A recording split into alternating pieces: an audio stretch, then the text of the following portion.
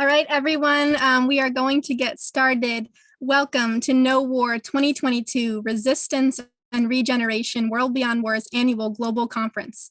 As World Beyond War's organizing director, I am so excited to kick off today's event by inviting Samara Jade to the stage for the opening performance. A modern folk troubadour, Samara Jade is dedicated to the art of listening deeply and crafting soul-centered songs, inspired greatly by the wild wisdom of nature and the landscape of the human psyche. Her songs, sometimes whimsical and sometimes dark and deep, but always truthful and harmonically rich, ride the crest of the unknown and are medicine for personal and collective transformation. Samara's intricate guitar playing and emotive vocals draw upon influences as diverse as folk, jazz, blues, Celtic, and Appalachian styles woven into a cohesive tapestry that is a sound distinctly her own that has been described as cosmic soul folk or philosophoke. For me, Samara's music really captures this year's theme of resistance and regeneration. And with that, welcome to the stage, Samara. Thank you so much, Greta. Thank you for that introduction, and thanks for finding me in the ethers of the internet and asking me to be here. It's an honor and a privilege to get to share my voice in the important work that you all are doing. So I won't talk much. I'm just going to kick it off. Even though I almost always 99% of the time play my songs, just a minute before the call, I was feeling really called to share this song that I'm sure a lot of you will know. It's one of my favorite peace songs by one of my favorite singers, Joni Mitchell. So here's my rendition of Woodstock.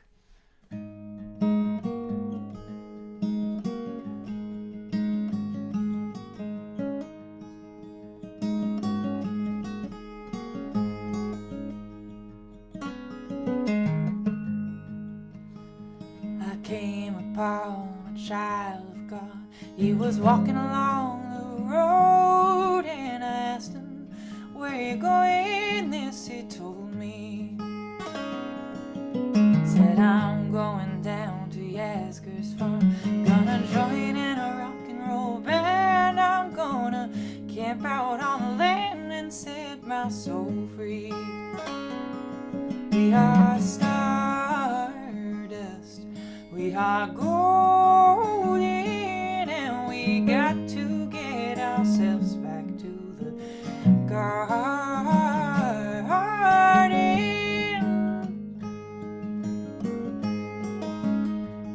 I said, can I walk beside you?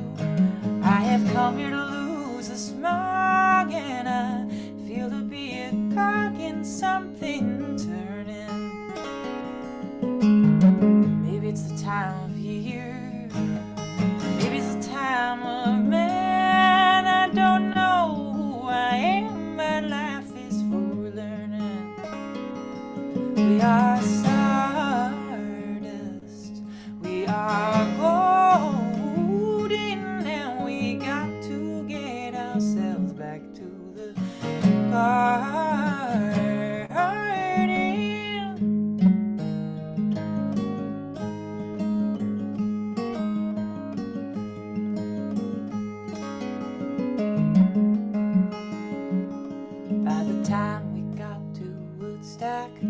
We were 500,000 strong, and everywhere there was song and celebration. I dreamed I saw the bombers riding shotgun in the sky, and they were turning into butterflies above our nation. We are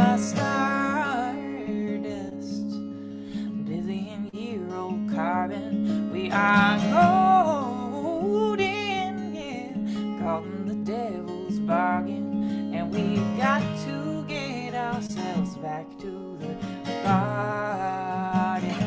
Yeah, we got to get ourselves back to the garden. We got to get ourselves back to the garden.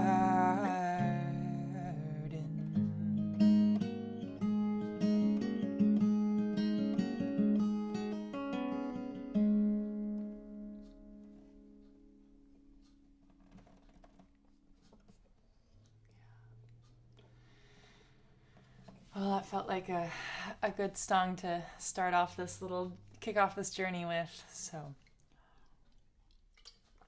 but I will play the song that I believe, Greta, you found of me and requested that I play. It's a song that I wrote just a couple weeks into the COVID lockdown, when in the time of no one knowing what's going on, oh my gosh, great unknowing, which in truth I think we're always in a time of great unknowing, but COVID just made it all the more apparent. So I really do believe that in all the divisiveness in the last few years, really of all time, but especially the heightened divisiveness, one of the most important things we could be doing is focusing on the places where we are together and the places where we do find commonality. And so this song speaks to that, just about moving through the unknown together. It's called Building a Bridge, because indeed we are building a bridge through these times of unknowing, and we're not going to do it if we turn against each other. So.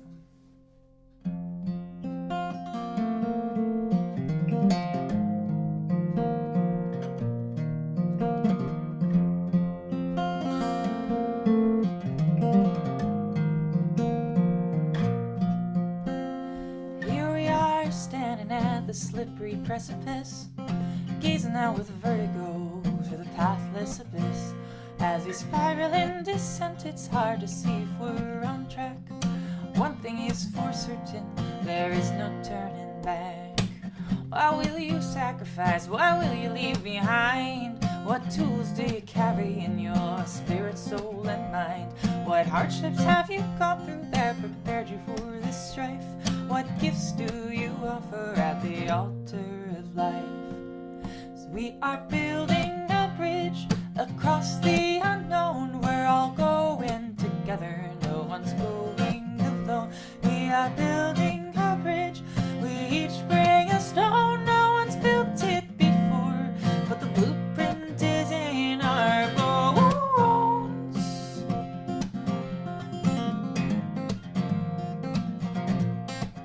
'Cause we've been living in a sick way that won't work anymore. Now that the sickness is inside of us, we can no longer ignore.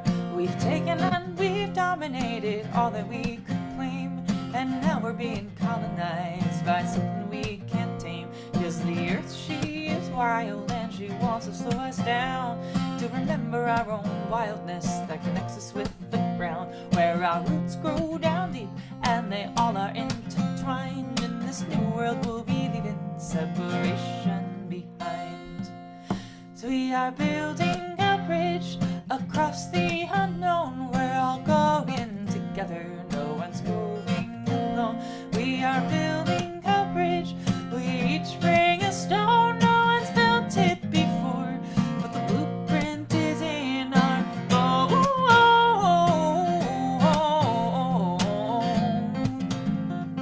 The blueprint is in our bones.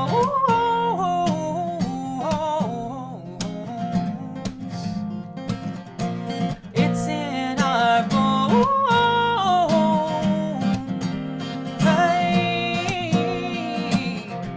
It's in our bones.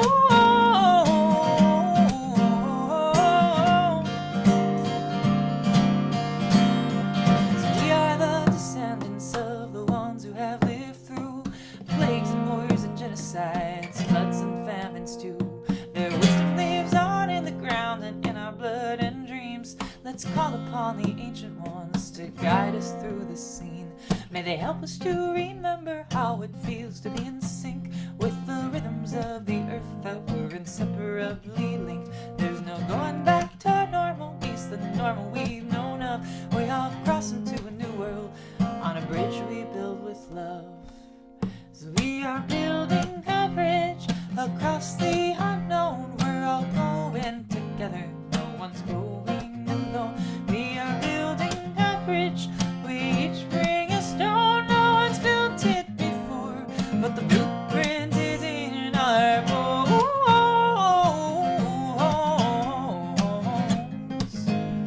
The blueprint is in our bones.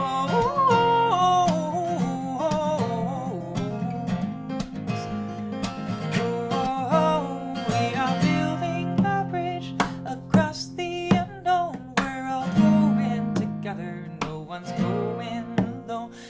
are building a bridge across the unknown. We're all going together, no one's going alone.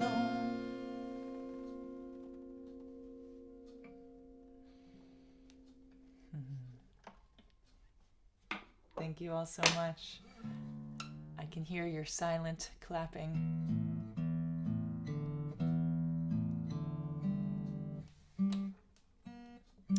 Thank you. Yeah, that song is it's available on all the streaming platforms, so check it out, Building a Bridge. And I'm honored to kick off this event and provide a musical soundtrack to all of the important conversations and work that you all are doing. So thank you again for asking me to be here. Yeah, music, I'm sure, as we all know, plays such a large part, or can play such a large part in so many movements of social change. So I'll close out this little set with a song that I wrote as a tribute to some of my favorite freedom singers. Actually, I do mention Joni Mitchell in this song, so kind of unintentionally tie it back to the beginning. But yeah, I wrote this song at the beginning of, well, let's see, I guess it was June 2020, amid all of the Black Lives Matter uprisings, and thinking about the role of music in protest and the role of music in justice work. And music is kind of this abstract, not tangible thing. It can be hard to place a value on, but I started thinking about all the people who've inspired me and who have inspired so much change through their music. So this song is for them. And it's based on a Bob Marley song. So you might recognize the beginning guitar lick, Redemption song, but the song is called Song of Freedom.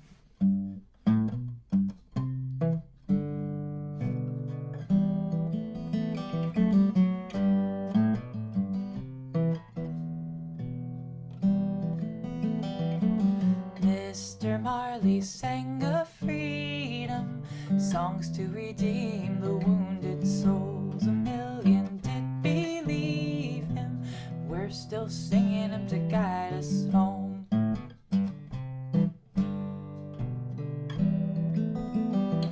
A single man with a single banjo, Pete Seeger, could get a whole crowd to sing for their rights and take a stand, oh, and ring out freedom on the bells that could ring. All we ever had was the music, the songs to soothe and save our souls, set us free. And they can't take that away, we can't lose it. So we'll keep on singing till our voices find the key. Keep on singing all the world we want to see.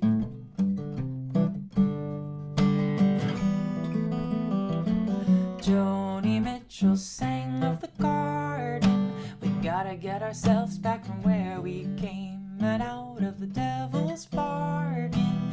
Pins of hell is a mental state.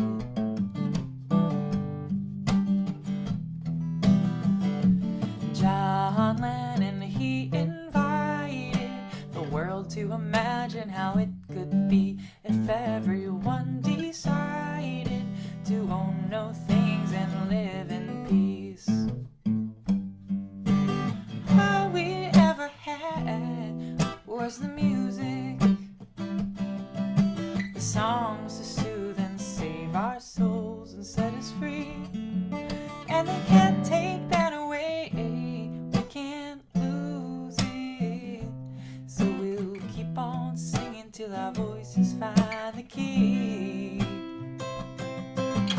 Keep on singing of the world we want to see. Songs of freedom, songs of freedom, songs of freedom. When all that that tries to thrive is cut down, and locked up are the ones who try to save the sinking ship of life now. But no one's free as long as there are slaves of war, and slaves in prison, and slaves to the paycheck of minimum waging wars just to keep living with an aching hope to break out of the cage. All we ever had was the music, the songs to soothe and save our souls and set us free. And they can't take that away, we can't lose it. So we'll keep on singing till our voices find the key. Keep on singing of the world, we're gonna keep on singing of the world we wanna. Keep on singing of the world we wanna see.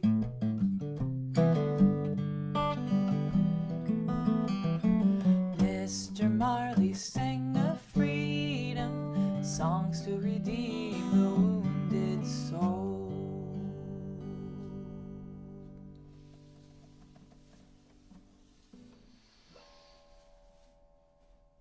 Thank you all so much. It's an honor and privilege to be here sharing, and yeah, may the rest of this virtual gathering bring you all the connection and medicine that you need to be doing this work. Thank you so much, Samara. We're all silently clapping. That was really, really touching and beautiful. Thank you so much. Thank you so much. And for anyone who's wondering, you can check out my music anywhere, samarajademusic.com, and mostly based in the Northwest. I'm actually in Victoria, Canada right now, playing some gigs this weekend. So, but normally in Washington and Oregon. So yeah, thank you all so much.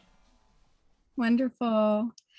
Thank you again, Samara. And for those who are just joining us, welcome to No War 2022. We have just launched this year's conference, World Beyond War's annual global conference.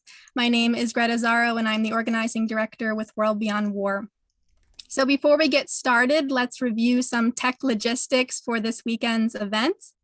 All the sessions throughout the conference, such as the one that we're in right now, will have closed captioning enabled. Within each session at the bottom of your Zoom screen, you can click on the CC Live Transcript button if you want to enable the captions. And if you don't see that button, you might have to click more, and then you might see some other options to get to the CC button. Please note that the captions are done by robots, so please excuse any errors with the captioning.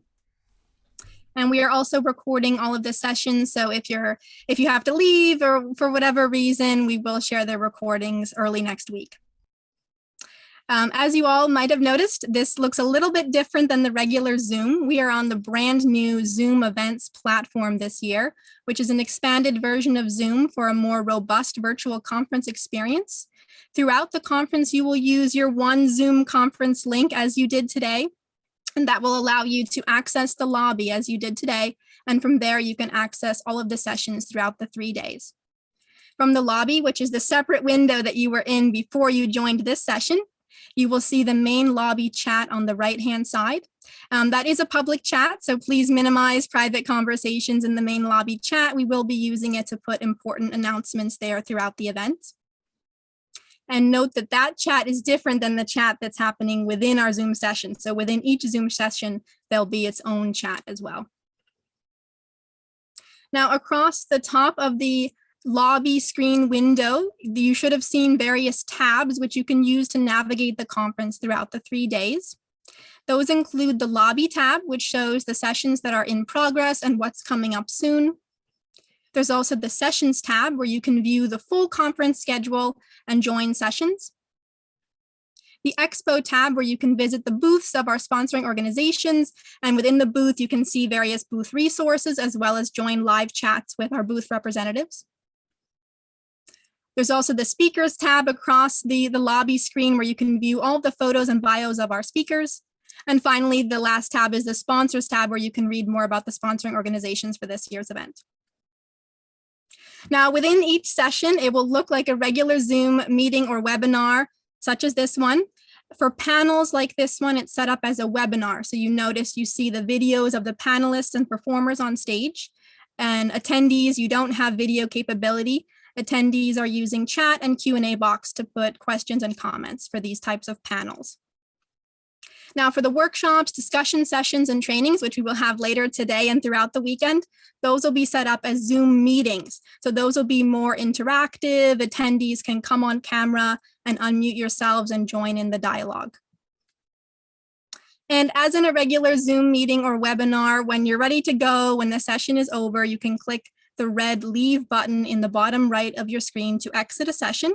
And then that will close the Zoom window and you'll have that separate lobby window open where you can navigate to other parts of the conference. If you have any tech problems throughout the entire conference, you can message us in the main lobby chat, or you can also email us at helpdesk@worldbeyondwar.org. And Rachel, perhaps you can put the email address in the chat, but that's helpdesk@worldbeyondwar.org if you're having any problems. So with all of that, again, I want to welcome you to No War 2022. This event has been many, many months in the making, and this year's unique theme of resistance and regeneration especially resonates with me, which mirrors my own sort of life path as an activist and as an off-grid farmer. So I'm very excited about this year's conference. This year, we ask the crucial question, as we resist the institution of war worldwide, from crippling sanctions and military occupations to the network of military bases that encircle the globe, how can we simultaneously regenerate, building the alternative world that we want to see based on nonviolence and a culture of peace? This two-pronged approach, this blending of resistance and regeneration, is reflective of the notion of prefigurative politics. Described by political theorist Adrian Kreutz, this approach aims to, quote, bring about this other world by means of planting the seeds of the society of the future in the soil of today. Social structures enacted in the here and now in the small confines of our organizations, institutions, and rituals mirror the wider social structures that we can expect to see in the post-revolutionary future. And throughout these next 3 days, we will be sharing inspiring stories of change making around the world that challenges the structural causes of militarism, corrupt capitalism, and climate catastrophe, while at the same time concretely creating an alternative system based on a just and sustainable peace. Throughout the conference, we will hear stories such as Italian activists in Vicenza who have curbed the expansion of a military base and converted part of the site into a peace park. Organizers who have demilitarized the police in their cities and are exploring alternative community-centered policing models. Journalists who are challenging mainstream media bias and promoting a new narrative through peace journalism. Educators in the UK who are demilitarizing education and promoting peace education curriculum. Cities and universities across North America that are divesting from weapons and fossil fuels and pushing forward a reinvestment strategy that prioritizes community needs, and so much more. Conference sessions will offer a glimpse into what's possible by exploring different alternative models and what's needed for the just transition to a green and peaceful future, including public banking and unarmed peacekeeping. Incredibly, this year's conference brings together over 40 speakers and hundreds of attendees from 22 different countries around the world from all different backgrounds. Activists, educators, researchers, organizers, farmers, military veterans, journalists, refugees, students, survivors of violence and genocide, and people who are actively living in war zones. And throughout the global World Beyond War network, we can come together to recognize our shared humanity and our shared vision for a world beyond war. Throughout the conference, we can learn from each other, share strategies and tactics from around the world about how we can collectively advance our vision for what we call the alternative global security system, which is a system based on demilitarizing security, managing conflict non-violently, and creating a culture of peace. This year's unique event is also being organized in partnership with the Save Sinjajevina campaign in Montenegro, which aims to block a NATO military training ground and preserve the Balkans' biggest mountain grassland. And as we are gathering virtually, the Save Sinjajevina campaign is actually organizing a week of action on the ground in Montenegro, and World Beyond War's own education director, Phil Gittins, is on the ground in Montenegro. He's traveling right now. And so throughout the conference, we will hear from Save Sinjajevina representatives who will be zooming in and sharing with us, what they're doing on the ground in Montenegro right now. And finally, I want to thank our generous sponsors who have helped to make No War 2022 possible.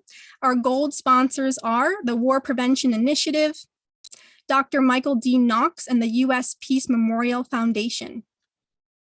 Our silver sponsors are Addicted to War, Code Pink, Community Peacemaker Teams, Cautious Canada, Peace Action Network of Lancaster, and Rehumanized International. So thank you so much to our sponsors, and please check out their expo booths. And also thank you to the 55 organizations from around the world who have endorsed the conference and have helped promote it. Endorsers are listed on the conference website and also in your conference program. So without further ado, I'd like to welcome our next speaker. We have representatives here from the Save Sinjajevina campaign that I mentioned, who will tell us about their incredible work to block a NATO military training ground in Montenegro and preserve the Balkans' biggest mountain grassland, and especially, again, what they're up to this week with the solidarity camp that they're organizing. So welcome to the stage, Petar. Good afternoon, ladies and gentlemen. I'm the part of the civic initiative Save Sinjajevina, and really we are honored to be part of the World Beyond War conference. And I want to thank you for your amazing efforts you are doing around the world. It is touching and impressive, and your help and support is really priceless. And we have really been convinced of this in the past year. We are in contact with you. Thank you very much. It is a bit pity that I'm alone tonight. Today. Here, because Milan, who is in the Milan Sekulovic, president of our organization, is in the mountain, and there are some technical problems to connect. We hoped that it will work, but unfortunately not for tonight. So, who we are. Our story is the story of Sinjajevina Mountain and its local communities.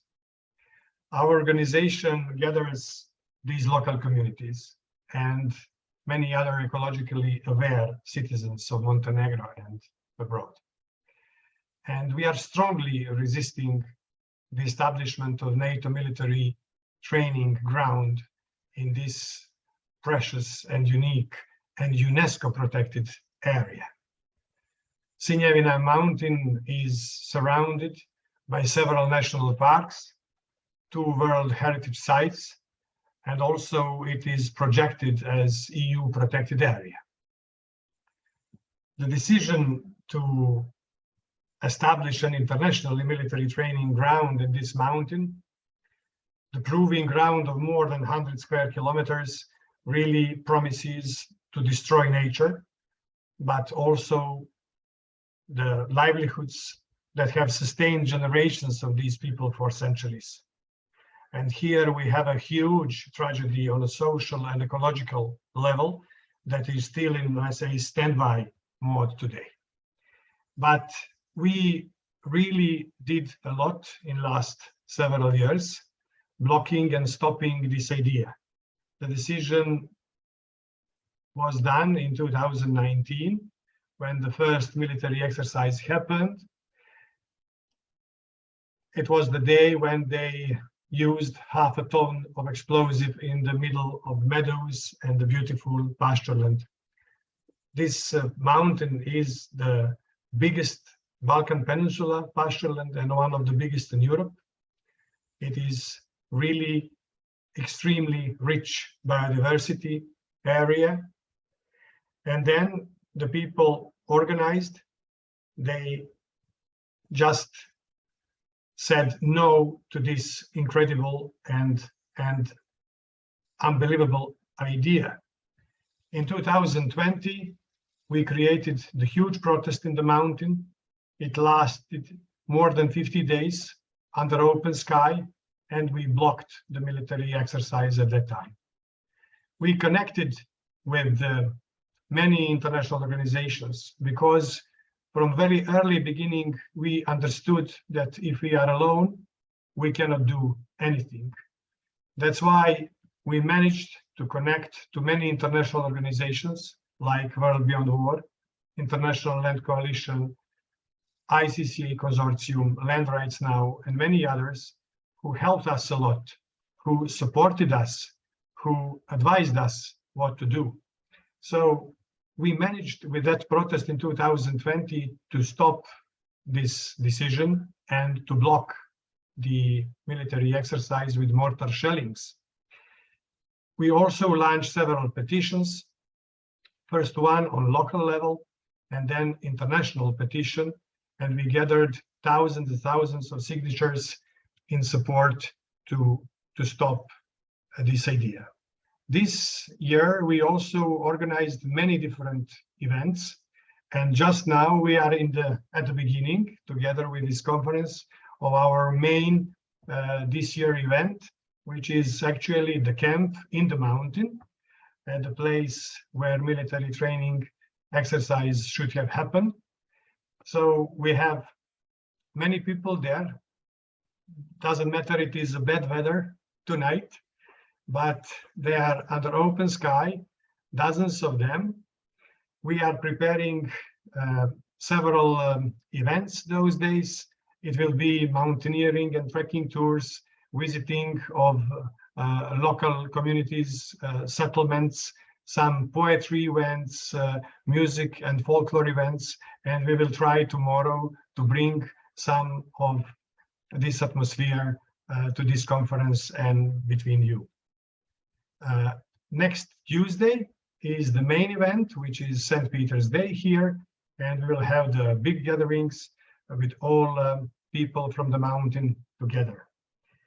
We also are planning for this July to have very important event to bring all the signatures gathered through this campaign and petition to delegation of European Union, to our Prime Minister, and to bring them the big book of many names of the people from Montenegro and all around the world who are fighting with us against this incredible and really stunning idea to turn this beautiful land of life to land of destruction.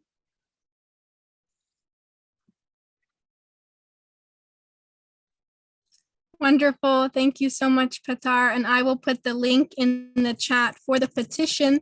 So if folks haven't signed that yet, do sign the petition and you can get your name on there before the delivery happens on the 18th. So Yes. Thank you. Thank you very much. Please sign the petition. Help us. And we will hear more from the Save Sinjajevina campaign tomorrow and again on Sunday throughout the conference. Okay. So next up, I would like to welcome World Beyond War board member Yurii Sheliazhenko to the stage. Yurii is based in Kyiv, Ukraine. He is the executive secretary of the Ukrainian pacifist movement and a board member of the European Bureau for Conscientious Objection. He obtained a Master of Mediation and Conflict Management degree in 2021 and a Master of Law degree in 2016 at Kroc University, where he also earned his PhD in law. In addition to his participation in the peace movement, he is a journalist, blogger, human rights defender, and legal scholar, an author of academic publications, and a lecturer on legal theory and history. Yurii will provide an update on the current crisis in Ukraine, situating the conference within the larger geopolitical context and highlighting the importance of anti-war activism at this time. Yurii, thank you so much for your incredible dedication to peace, literally while bombs are raining down on your city around you. Thank you for everything that you've been doing throughout this whole crisis. Welcome to the stage. Thank you, Greta, for introduction. Greetings from Kiev, capital of Ukraine. No explosions here now, but several months ago, the land shook and my home too, because of Russian shelling. It was a hell, and it is still hell in Donbass on both sides of the front line, because war is a hell. My country, Ukraine, is a battlefield of great power struggle, at the peak of armed-to-the-teeth rivalry between the East and West. This rivalry, sometimes described as a new Cold War, affected almost every person in the world.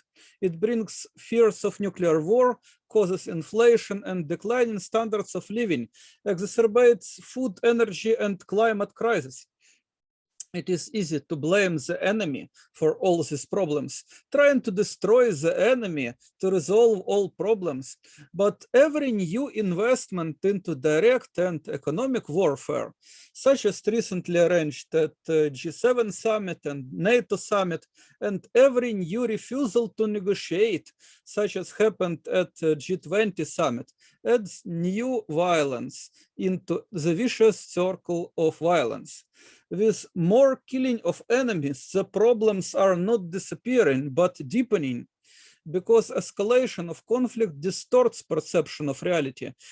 The demonic enemy image is fiction, and cruel revenge to fictional enemy causes unpredictably lot of collateral damage to yourself and others.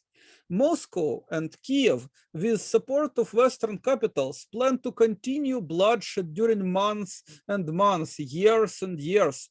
President Putin and President Zelensky are childishly enthusiastic in roles of superheroes, promising violent miracles and repressing opposition to obtain cheap popularity. Budgets of war are increasing and arms industry is hyper-profiting. But nobody benefits from war, apart of merchants of death, populists, and autocrats. People are suffering. Tens of thousands are killed and wounded. Millions left their homes and fled abroad. It is a simple truth that war violates human rights, but this truth is inconvenient for warmongers. When on 5th July, United Nations High Commissioner for Human Rights, Michelle Bachelet, informed the Human Rights Council about violations of international human rights law and international humanitarian law committed by all parties of war in Ukraine, such as placement of military objectives near civilian objects, use of human shields, rape, torture, and ill treatment, head of Ukrainian presidential office Andriy Yermak and spokeswoman of Russian Foreign Ministry Maria Zakharova reacted with anger. Both were infuriated. Both governments of Ukraine and Russia are not happy that human rights defenders revealed dark side of their self-proclaimed crusade, but they can't silence truth and individual conscience. They try hard. Thousands of protesters against the war in Russia are arrested and hugely fined.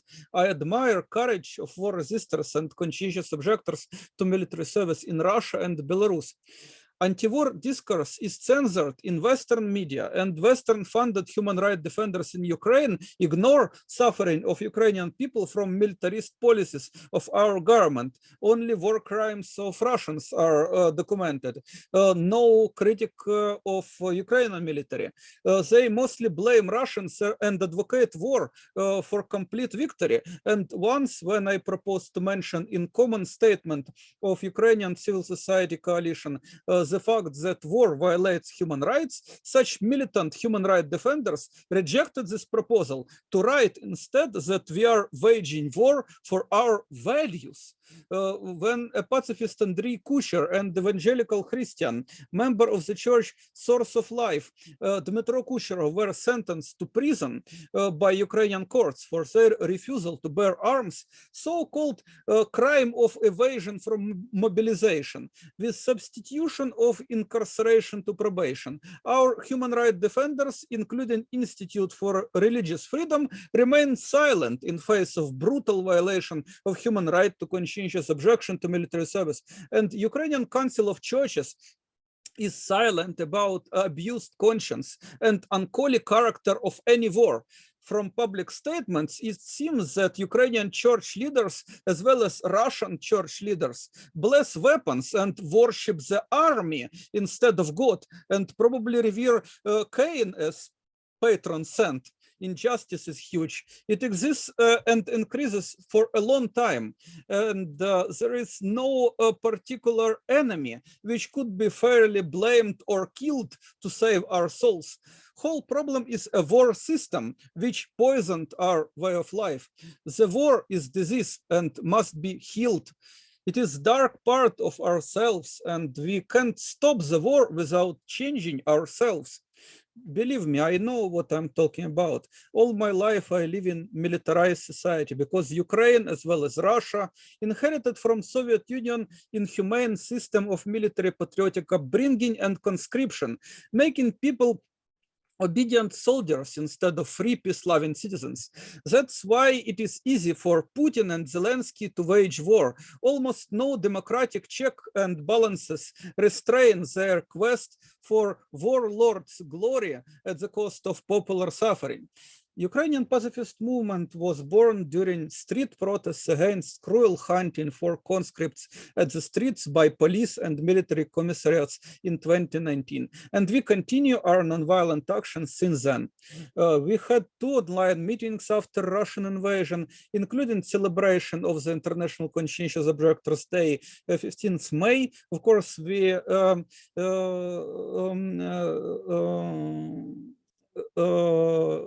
discussed Russian invasion, and we adopted a resolution with condemnation of this violation of international law. We discussed the peculiarities of conscientious objection to military service in Ukraine under martial law and shared stories from life. We condemned also perpetuation of war. Ruslan Kotsaba described how his faith and hope helped him to survive imprisonment for refusal to kill. He is still under retrial for his 2015 YouTube blog calling to boycott mobilization. Ilya Ovcharenko told how he was called to the security service of Ukraine and explained during his interrogation Leo Tolstoy's anti-war worldview. New members of the Ukrainian pacifist movement, Alexandra and Yevgeny, solemnly proclaimed the War Resisters International Bilthoven Declaration. One of our new members is Oleg Safyanik, swimmer and Soviet epoch dissident who several times refused to serve in Soviet army. He criticizes a lot the governmental ban of all men to travel abroad during martial law and compulsory military service. He calls it simply serfdom. We support anti-military petitions and humanitarian initiatives in Ukraine, and with German and Italian friends, we continue anti-war activities.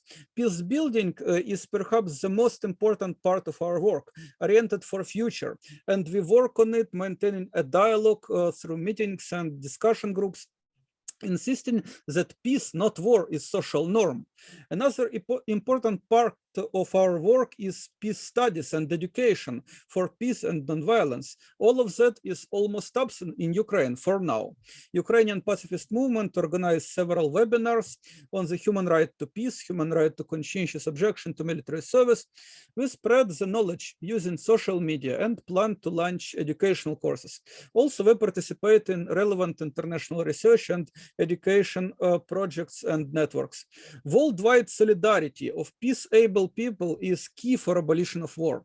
Ukrainian pacifist movement is affiliated with WorldBeyondWar, War Resisters International, European Bureau for Conscientious Objection, International Peace Bureau. Also, we are members of Eastern European Network for Citizenship Education. We cooperate with friends in Germany, in the FGVK and Connection EV, in Italy, Movimento Nonviolente. We support a call of wide coalition of NGOs to provide asylum in Europe for conscientious objectors and deserters from Russia, Belarus, and Ukraine. We should start to build peace with hope and knowledge, developing culture of peace and nonviolence based on fairness and happiness. It needs ecosystem of peace among people, markets, and media, peace education for nonviolent citizenship, evidence-based and well-planned decision-making, engaging all peace-loving people, peace economy and pro-peace politics, nonviolent justice and security system based on techniques of peaceful conflict resolution. All of that should be created to achieve genuine peace and No ceasefire will endure if will be agreed at all without this important work of establishing non-violent way of life in every corner of our planet. When I read simplistic plans of peace in Ukraine, like winning the war or negotiating neutrality and territorial concessions, I want to cry, because people think the war could be ended without big changes in society, without getting rid of war system. It is impossible. Big changes for wars are possible and happening. And since P5 still blocks the ban of nukes, I am not ruling out scenario of achieving peace on Earth through self-destruction of humankind. And by the way, nuclear winter will end global warming. Those who demand peace by victory at any cost by engaging NATO into war, they take such a risk, and they are mad. But reasonable people too sometimes think that we could achieve peace preserving nuclear weapons, military alliances and militant sovereignty, the borders and walls and barbed wire and gunned men in uniforms dividing people. We are not courageous enough to not just to resist and regenerate, but to rethink our way of life. Just imagine the world without armies and borders, the world where territorial disputes are impossible because nobody can have absolute power on any territory. Big changes for good are possible and realistic. Without big changes, we will achieve nothing. And we need these big changes. We need to build non-violent society. Previous generations did a lot to help us in this enterprise. The world is already changing. Influence of deeply rooted culture of peace is strong. We can't imagine, for example, Hitler and Stalin doing what Putin and Zelensky are forced to do, ordering their troops to avoid unnecessary civilian deaths, facing public critique of war effort, responding to international accusations in war crimes and proposals of mediation, creating visibility of readiness to negotiations, and almost every day responding to annoying journalists with their questions. How realistic are hopes of total victory in face of great losses? Why peace talks are stalled? And when the war will finally end? These changes in the world, growing culture of peace, need our collective support and solidarity, our dedicated work for a non-violent future of humankind.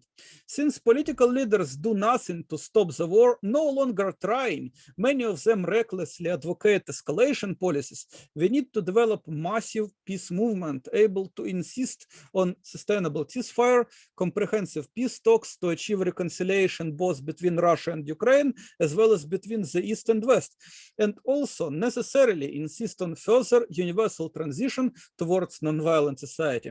I expect more people will take the streets and virtual spaces throughout the world to protest against reckless and dangerous great power politics in such a massive peace movement like in the end of 20th century, when peace-loving humankind managed to prevent nuclear war. It is hard to imagine how a lot of work it would take to get rid of war, to uphold human right to refuse to kill, to stop the war machine, and to build peace, ensuring the big change towards non-violent society. But all people in the world, billions of us, have a right to peace, and it is our common duty to build perpetual peace together. Let's make happen this great dream of many generations. Let's imagine and build our non-violent war, non-violent world beyond war. Thank you so much, Yurii. And I encourage everyone to look up Yurii's amazing interviews on Democracy Now! As well. I think, Yurii, you've been on Democracy Now! Maybe 3 times or so, and just incredible interviews there as well. So check those out. Thank you, Yurii. And we're going to transition to the final part of this welcome address, which is to hear from our World Beyond War chapter coordinators from around the world. Each chapter coordinator will give a brief 3-minute report to share what they've been working on, to provide us with a snapshot of their anti-war and pro-peace campaigns around the world and what they're doing to work towards the abolition of war. So I will call on you to bring you up. Again, please keep it brief, 3 minutes. I have a little bell. If you hear the bell, that's an indication of your time. So let's welcome to the stage Eamon Rafter from World Beyond War Ireland. Hi, folks. Great to be here, and thanks, Yurii. That was wonderful. Yeah, I'm speaking to you from Dublin on behalf of the Irish group. Our coordinator, Barry Sweeney's not with us tonight, so on behalf of my colleagues in the Irish group, World Beyond War, it's great to be here. Ireland, as you might know, and this sounds wonderful, but let me just say it like this, is a small, neutral, formerly colonized, non-NATO member and non-nuclear country. You probably think that sounds great. However, after the 2019 World Beyond War conference, which was held in Ireland, we formed ourselves into an Irish chapter of World Beyond War because we had deep concerns about a number of issues that make those claims to be something other than unreal. We are very concerned about the undermining of Irish neutrality and especially the ongoing use of Shannon Airport as an almost forward base of the US military. So we began to work to build awareness around the use of Shannon and also to demand that our neutrality become active and that Ireland begin to play a positive role as a neutral country. The Irish Constitution states that we support the pacific settlement of international disputes. However, at the moment, Ireland is getting just a little bit too close to the militarization of the European Union process. And Ireland has been recently active during the war in Ukraine in getting very, very close to NATO. We've been involved, for example, in the Partnership for Peace process, in the EU battle groups, in PESCO, in the European Defence Agency. These are all very concerning and worrying. So the Irish chapter has been working to build awareness and provide education around some of these issues. Earlier this year, we ran a series of conversations on bearing witness to the realities and consequences of war, where for over a period of about 5 weeks, we brought together some very interesting speakers in an interview format to try and broaden the understanding of some of the topics that I have mentioned. It is deeply concerning that Europe is becoming or trying to become a bigger player in the whole war system. We stand very much in opposition to this. We are very disappointed to hear of Sweden and Finland abandoning their neutrality and joining NATO. So as a chapter of World Beyond War, we intend to continue to demand the active role of Ireland should continue. And we believe that small countries like Ireland can play a very positive role in building peace and brokering peaceful solutions to conflicts. We need to get on with it. We need to do it, but we need to work very hard at this because I think we've never been at a moment of greater challenge. So thanks to you all for being here. And I look forward to hearing from the rest of our colleagues in the different chapters. Great, thank you so much, Eamon. Let's bring to the stage Lucas Sichardt from the Wanfried chapter in Germany. Welcome to the stage, Lucas. Thank you. Yeah, I want to speak about one of the two World Beyond War chapters in Germany, the International Peace Factory in Wanfried, as you said. Yeah, Wanfried is a little town just in the center of Germany, and it's directly located at the former border between East and West. And I'll share a little picture where you can see where it's situated. Yeah, in this town, it's a calm region with the main attraction is beautiful nature, and but the history makes it interesting because you can still see relics of the former border. And one citizen of this little city is Wolfgang. He inherited a building of an old furniture factory here in Wanfried. And as he is a passionate peace activist, he decided to dedicate this place to the peace movement. He searched and he found other enthusiasts, and so this place became the International Peace Factory. And it is still an ongoing project, so it's in development, but it becomes more and more realistic and more clear what this could be and will be. So thanks to many volunteers and Wolfgang's dedication, the building could already be renovated much. As you can see on the pictures, we have now a little staying room. So we have rooms for overnight stays. We have a peace library here, a meeting room. There's also a kitchen and a lounge. And all this is linked to our imagination that effective work for a peaceful society has to include people coming together, especially young people, to get in touch and to have personal relationships across borders, to learn more than just prejudices. So we want to build a place for peace groups, for meetings, for seminars, public events, but also a place for school classes to have education excursions here. And in addition for that, a place for people of different countries to get in touch. So there's the possibility to stay overnight, as I said. And as here, it's a touristic region. So we have a bike path along a river here, and it's a more famous bike path in Germany. So there are also bike tourists who come here and stumble into the little town and stay here overnight.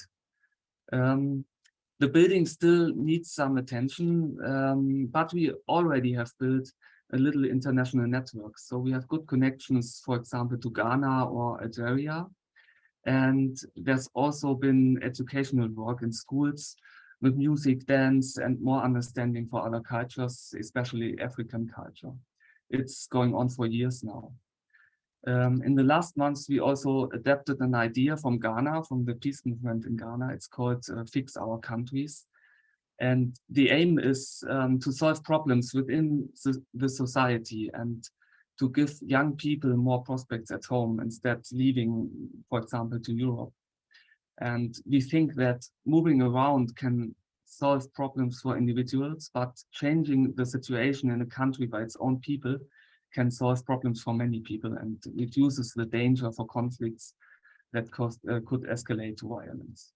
So besides working on the actual building of a peace factory and doing educational work in schools and so on, we, of course, talk to local representatives in our parliament or perform wriggles or demonstrations on certain current topics. I think all of us do that. But the most effective thing we think we are doing is organizing frequently physical, but also online meetings for networking between different peace activists in different countries. So we all want the same all around the world. We want peace, and we all run in similar or the same problems, sometimes different problems, but either way, we can learn from each other.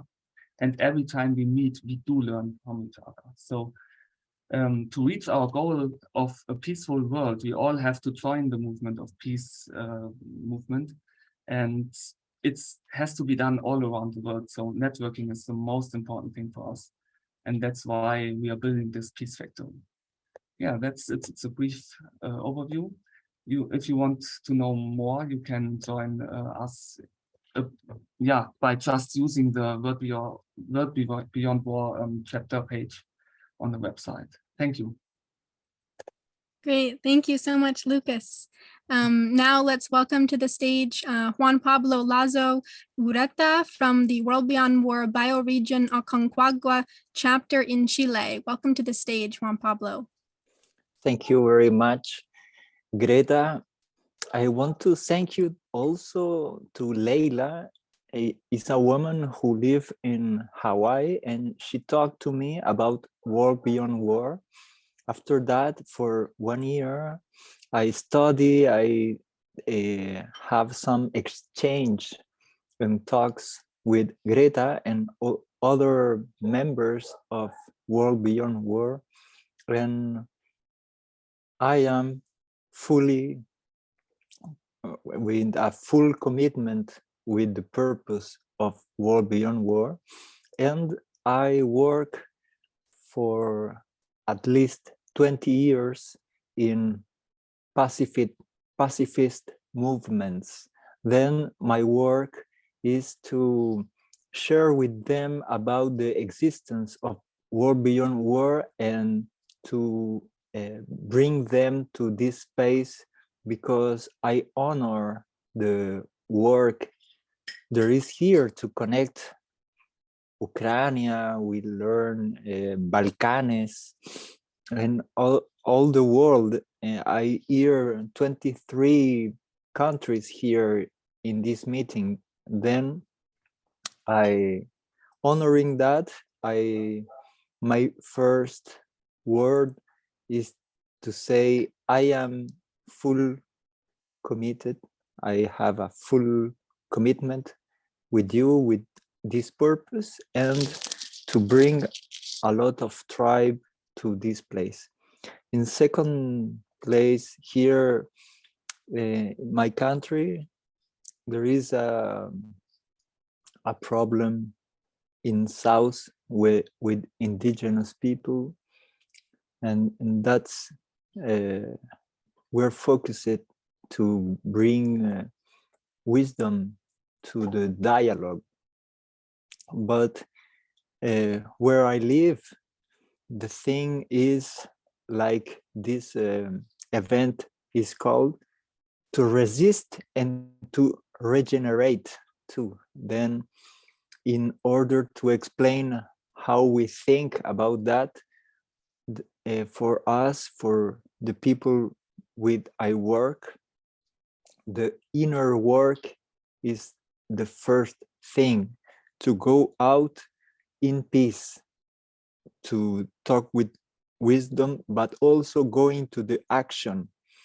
And in the level of action, I have two things, a lot of things, because we are engaged with this moment then, but mainly three things I have in mind. First, we are in a constitutional process. Then we have talked with these people saying there is a global movement. It's World Beyond War, but it's behind that, who claim to a new consciousness arriving. Then we want to be recognized. This is a talk still in progress. And also in personal terms, I was invited 24 June to a talk with people, with indigenous leaders from all around the world, and activists, peacemakers, and healers in 6-hour dialogue. And the first hour was in silence, to go deep in the exchange and the network. And I talk in that place about World Beyond War, and I think there are two big networks, one like this, and the other is born after the Ukrainian crisis. Then it's new. And the third thing is we are here pushing a new event in 1 August. It's Day of Pachamama, Day of Mother Earth here, and we are going to make a celebration. And all the tribe, the peace tribe, is going there to put to stand together.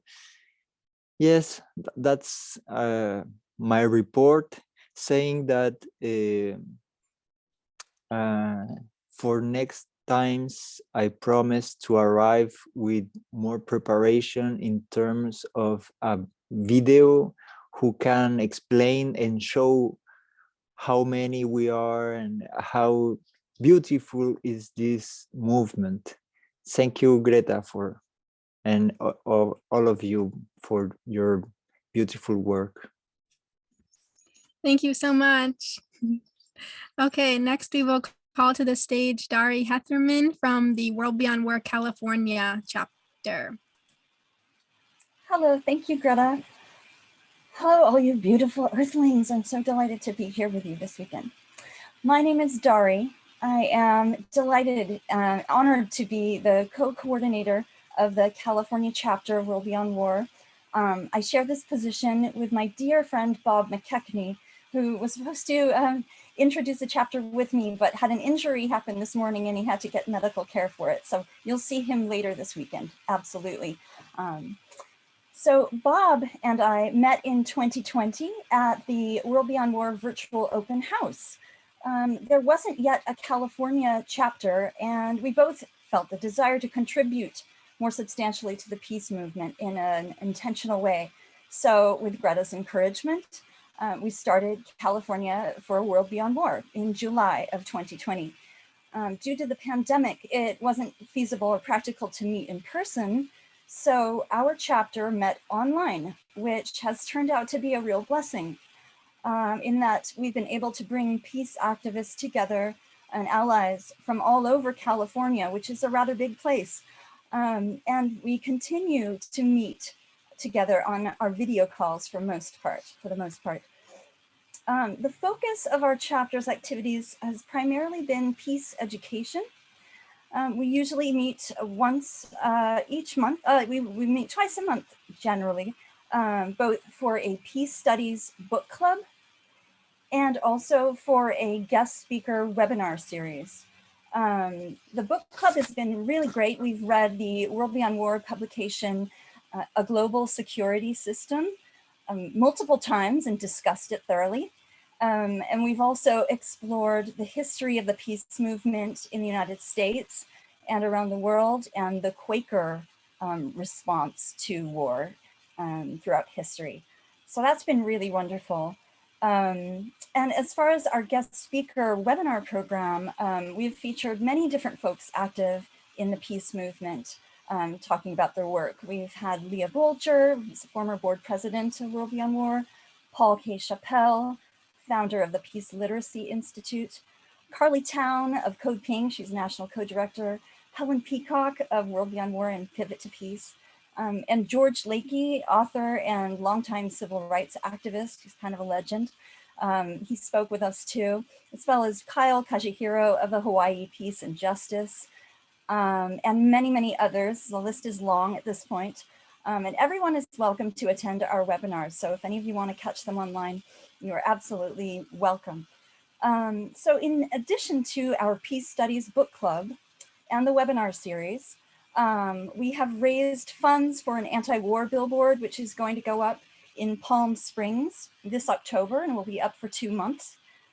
And many of our members who are in vast areas of this part of the continent have participated in their own local events. We have participated in the Tax Day Week of Action, which was organized in conjunction with the War Industry Resistors Network, tabling and rallying. And many of our members have teamed up for rallies, peace rallies, and public demonstrations for peace in Ukraine, and advocacy to defund the military, and actions to call for an end to the war in Yemen. And at the end of this month, my co-coordinator, Bob, and I are looking forward to bringing in a marketing professional to help us with a planning session with a goal to bring in more effective outreach and raise our visibility and diversify our membership in California. So those are the basics of our chapter's activities. And we look forward to ongoing opportunities to build a culture of peace with you all. Thank you so much. Thanks so much. We can't wait to see the billboard. Yeah. All right, next we'll bring up to the stage Liz Remmerswaal from World Beyond War New Zealand, who is also the Vice President of World Beyond War.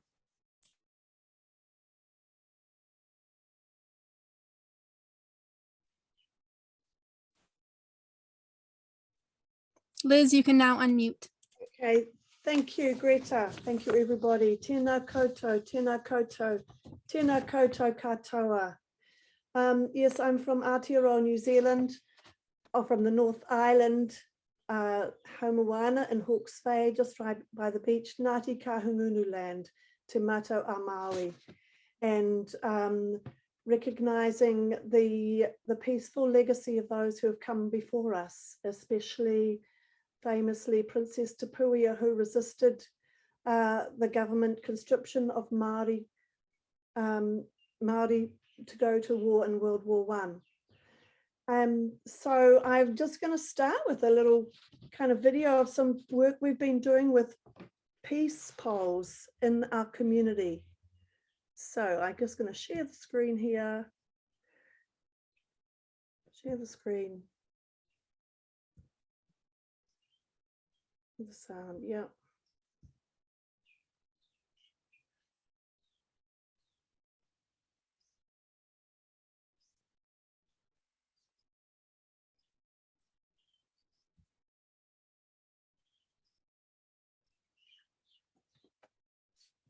And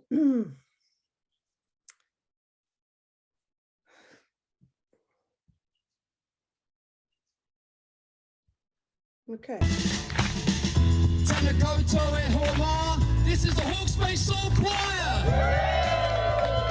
It's a privilege to be here today to celebrate peace, love, and unity.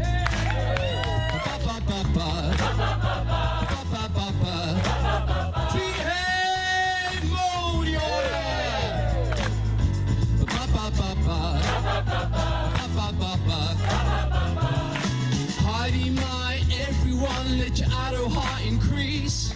We're all here to celebrate all these posts of peace. You can sing and dance with us, everybody clap your hands. It feels so good when we're together, come on and sing and dance. Ba ba ba ba, ba ba ba ba, ba ba ba ba, ba ba ba.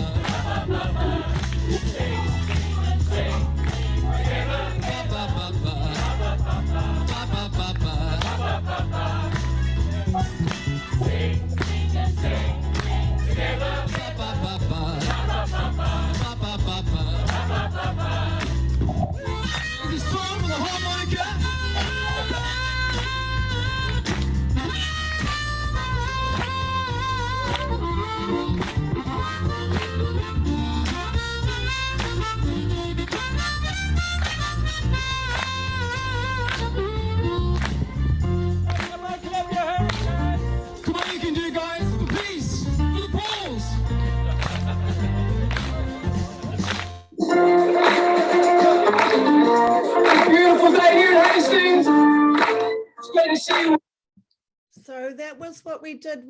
We had 43 polls in our community, and they were stayed in that park for 5 months, and now we're gifting them around to schools, churches, marae parks, etc. And we're also peace training, peer mediation, and all sorts of education to go with that. So yeah, that's then. And well, the other things that we're involved with is other.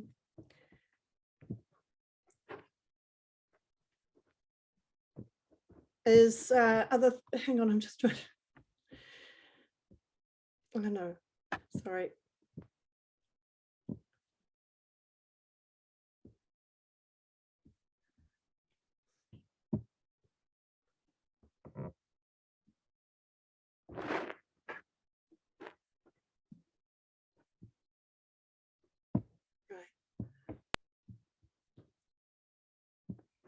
Yes, so they were the peace polls.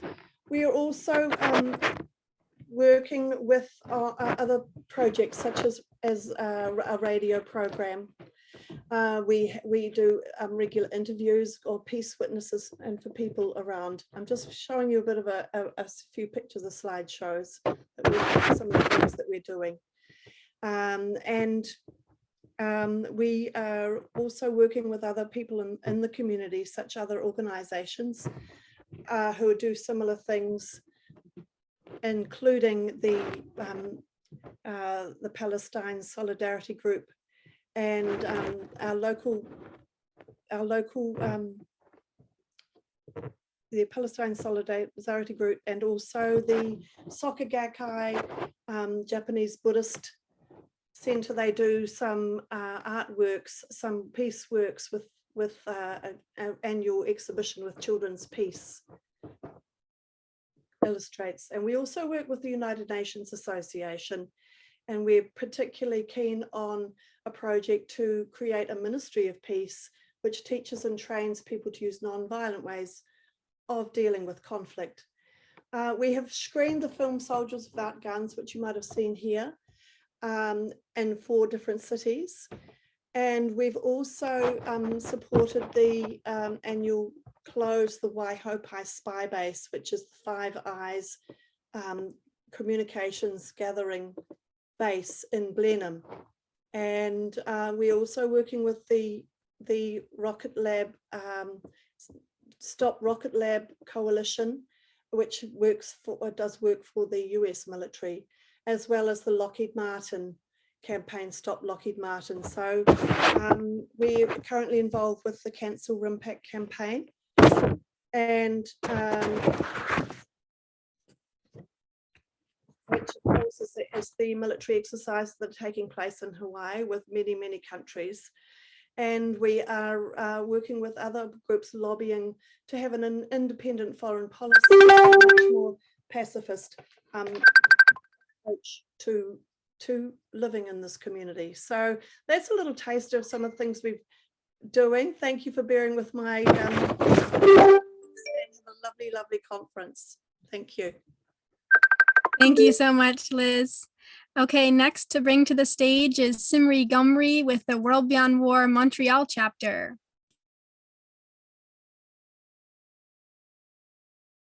You can now unmute, Cymry. Yes, I'll go right to share screen. I have my video all queued up, I hope.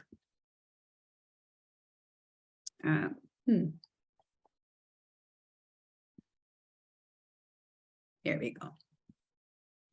Okay, so can everybody see the first slide? Yes. Okay, wonderful. So I'll try to be quick because I've only got 3 minutes. So I'm going to talk a little bit about peace activism in Montreal. We started a new chapter in November 2021. In French, it's called Montréal pour un monde sans guerre. We're one of many, many peace groups in Montreal, along with the Collectif Échec à la Guerre, Groupe Montréalais pour la Paix, student groups, because we're a student university town, Independent Jewish Voices, CJ, PME, Canadian Foreign Policy Institute, and many, many, many more. So I'm a Montreal activist and community organizer, an avid reader and a documentary film buff.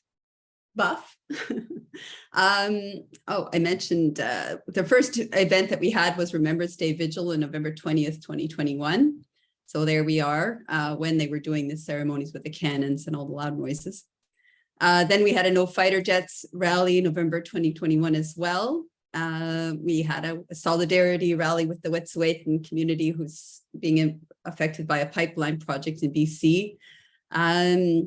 In 2022, we had the Russian-Ukraine tensions protest. There we are in front of Marc Garneau's office. We invited a local author, Yves Engler, to do a talk about NATO, why we don't need it. Then there was a No to NATO expansion march in March. We did a film screening event, also War Made Easy, which is about manufactured consent for war. In April, we had a Lockheed Martin protest. That poster right there is made by one of our activists actually against Lockheed Martin, Rosemary Wally. Then we had the Ottawa CanSec event some of us went to. This is at the end, all the people there. And this is the anti-NATO rally that we had in late June. These are a few of the World Beyond War people. That's Laurel's sister, Brenda, Rosemary, Wally, and Garnet. And then there was at that anti-NATO rally, just before the rally, they had disrupted Chrystia Freeland, who's the Minister of Finance, one of her events that she happened to be doing nearby in town. So they went in there and asked her why she was sending troops to Ukraine. We did some letters and statements. I wanted to give a shout out to some of our members, Eric Giovanetto, who designed our logo that you can see there. Tom Gardner for handing out many no fighter jets flyers. Jacques, Andre, Allison, Michael, Rosemary, Sumi, Sally, Laurel, Garnet, Christine, and more for showing up at rallies. Ingrid Style for her amazing artistic talent. She did that graphic that you see there that's been used in World Beyond War. You can see it online. Marjorie for her enthusiasm, Rosemary Wally for featuring No Fighter Jets campaign on her radio show, and of course, Rachel and Greta for their leadership and their help. Please mark your calendars. We'll be presenting World Beyond War will be presenting two anti-nuclear film screenings with discussion. One on August 6th called The Day After, which was a 1983 TV documentary that they say changed Reagan's mind and made him advocate for peace, go from being a nuclear pro-nuke to anti-nuke. And September 10th, we're going to be showing the Singing Revolution. We'll have speakers for those events too. That's my contact information, but you can get that offline too, probably as well.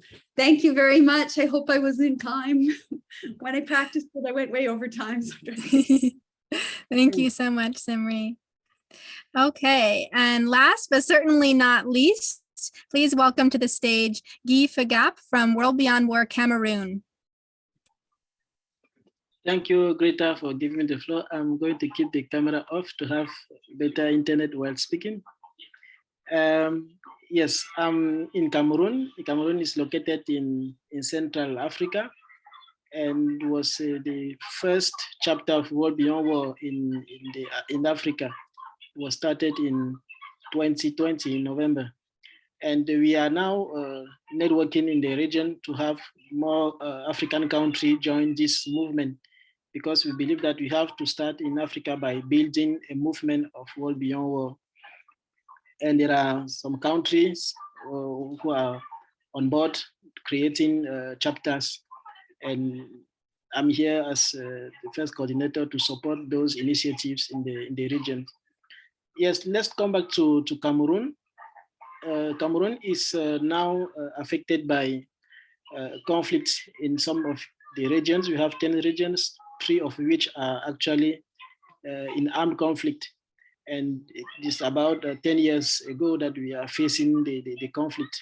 And our vision, starting World Beyond War in Cameroon, is to bring alternatives to violence, violence as a response to crisis. Yes, for instance, we are setting up a group of youth who are being trained. We recently had a training led by World Beyond War on peace education and action for impact, from which the youth could find how some of the challenges that is hindering with young people and women's participation in peace processes, because our country need peace. And there are actually not a political will for the government to find a peaceful solution to crisis. And we think that we have to investigate among the youth, among the civil society actors, among the community leaders, among the politicians, what are the solution to peace, and bring them out. Yes, and the youth we have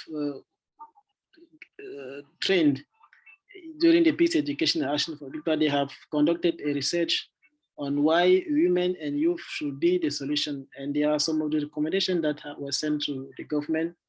We received even positive feedback, acknowledgement from the government that they received the report, and we are actually advocating for them to take some of the recommendations of this report to implement them. As well, we are involved in the national dialogue process, because we need an inclusive dialogue. There was a dialogue in Cameroon 2 years ago as part of the solution to the crisis, but we felt that the dialogue was not inclusive at all, and could not contribute to finding peaceful solution in the conflict. That's why the same day the dialogue started, there were killings in the conflict affected regions. And till now, the killing have not stopped. And we are now pushing for government to have a more inclusive dialogue. We are finding ways to propose some guidelines with other organizations. There are other organizations working on the issue, and we are in a platform. It's called a platform for national dialogue. The platform has about 40 organizations who are looking for guiding lines to propose to government how are some of what are some of the best practice in conducting national dialogues, and we hope we will achieve this. Yes, and to end up, we are also connecting at the international level to do some networking with other WorldBeyondWar chapter in the world. For instance, as Lucas mentioned, the North-South Dialogue Initiative that is being undertaken by the International Peace Factory, Wanfried. We are involved in this initiative. We have had some online meetings to strategize on how to fix our countries, and then of how to engage in North-South, South-North dialogue to improve relations between Africa and the Global South and the industrialized countries in our core international commitments. So some are some of the initiatives we have, not only to find peace in Cameroon, but also to seek peace in Africa and to connect with other peace activists in the world in a global solidarity to make a world better. So here is WorldBeyondWar in Cameroon. So thank you. Thank you so much, Guy, and thank you to all of our chapter coordinators. If you're interested, if you're listening to this and you're inspired and interested in starting a chapter, do reach out to us. My email is my name, Greta, at WorldBeyondWar.org. So do reach out and we can get you set up to start a chapter in your area. Thank you again, everyone. And that concludes our welcome address of the No War 2022 conference. So I want to tell you what's coming next in the schedule. We've had a few last minute changes, so I'm going to give you a heads up of what's happening next. So unfortunately, our keynote address has been canceled due to some urgent issues that have come up. So the next scheduled session then will now be the sessions models for the just transition, which is happening at 6:45 p.m. Eastern time, which is about 1 hour and 10 minutes from now. So we have quite a long break now due to that cancellation. We do hope to connect with Harsha. Harsha Walia was our scheduled speaker, and we do hope to connect with her at another time, so we will keep you posted about that. But in the meantime, we now have about 1 hour and 10-minute break, and then you will join us back in Zoom for the sessions, which will be discussion sessions, more interactive, so you can engage with our facilitators and talk about different topics, which are sort of envisioned as these different models for what the just transition to a world beyond war could look like. Those topics are: number one, we have unarmed civilian protection.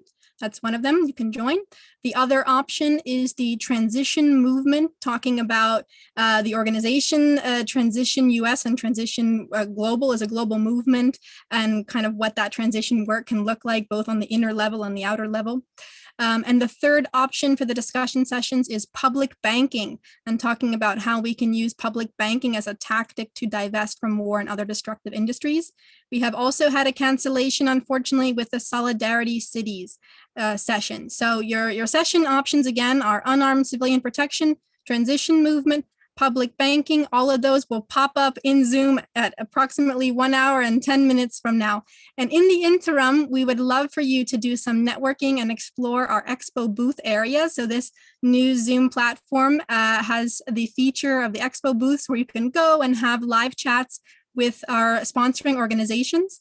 Sponsoring organizations, I would encourage you now to hop off of this and hop into your booth and start your booth session so people can join you there. For those of you who would like to explore the expo booths, I will give a quick tutorial. So essentially you will leave this meeting, you'll click the red button in the bottom right, leave this meeting, then you will have the Zoom lobby window open behind you. And click on the Expo tab, and there you'll be able to navigate the Expo booths. And if you find a booth that you want to visit, you can hit the button to enter the booth. When you enter the booth, you'll see the booth resources, which are like PDFs, videos, and photos that you can view of the sponsoring organization. And then if there's a live representative in the booth, you'll see a button where you can join a live Zoom meeting in the booth. If you have any issues, feel free to let us know in the lobby chat, and we will be here on standby to help you out. So we hope you all enjoy the Expo booth area. And again, we'll see you in about 1 hour and 10 minutes from now for the discussion session. So thanks so much, everyone.